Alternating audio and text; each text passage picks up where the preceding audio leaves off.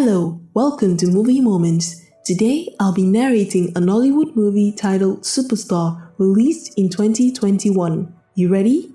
Let's go. The movie opens with a lady, Queen Ejiro, standing at the top of a building about to jump. Another lady calls out to her and she falls back. Queen has always wanted to be an actor. Her parents were not in support of her decision and so refused to support her in school.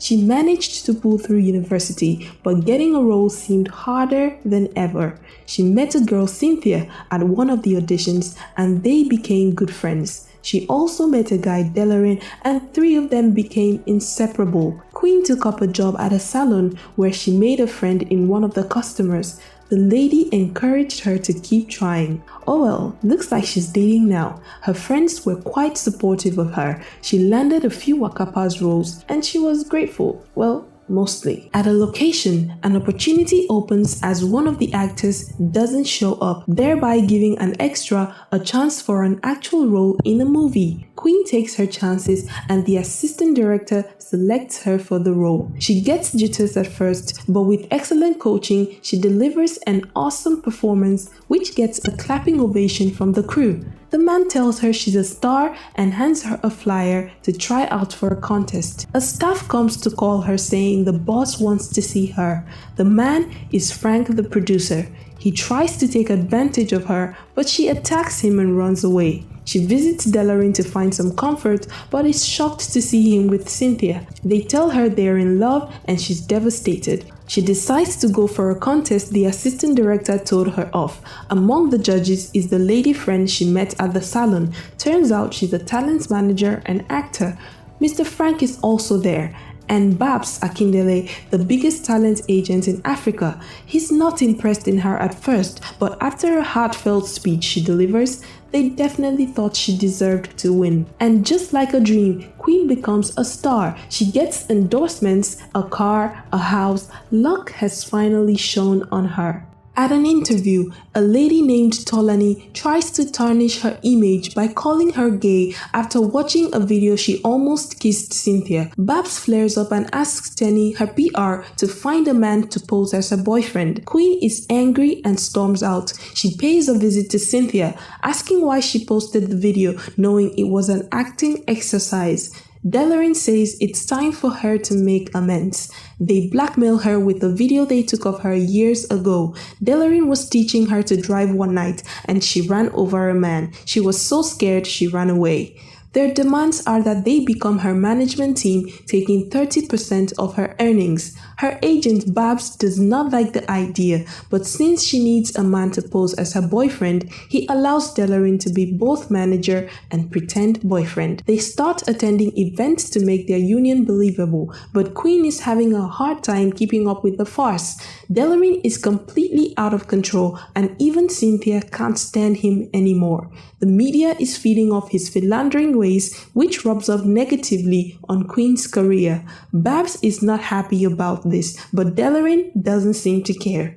Queen meets the assistant director she met about a year ago, whose actual name is Hassani Gadi. Hassani is now a big-time director and he'll be directing the ad she's working on. Deyemi is so jealous seeing them together and constantly tries to keep them apart. They exchange contact and soon start hanging out. Their meetings raise eyebrows in the media and Tolani uses it well on her show. Deyemi watches as Tolani calls him out for being a bad boyfriend and letting another man take better care of his woman. He attacks Queen and together with Tenny's help, Queen beats up Deyemi and sends him out of her house. She then confesses to Tenny about the accident Deyemi blackmails her with. At a movie premiere, she tells Hassani and Babs what happened. Babs fires Tenny for incompetence, while Queen awaits her fate, knowing Deyemi won't keep quiet about it. Not long before police officers come for her, and everything was captured by the press. After a few weeks in detention, she's released because her fans protested her release, saying it was just an accident. Queen is back on her feet and in need of a new manager. She asks Tenny to be her manager. The duo visits Babs and draws up a new contract. The next day, she pays a visit to the family of the man she killed. The wife of the deceased accepts her offer but is unwilling to forgive her. Delorean takes to the media when Babs sues him on Queen's behalf. He tries to defame her yet again. Meanwhile, Queen's budding romance with Hassani keeps blooming. Queen is at a reading for a new movie where she sees Frank. She can't contain her disgust for the man and tells the crew she can't work on a production with a man who sexually assaulted her. Frank takes to media, denying the accusations, but it backfires when Tolani confirms it with several witnesses. Hassani and Queen are at home watching the news when Hassani starts coughing blood.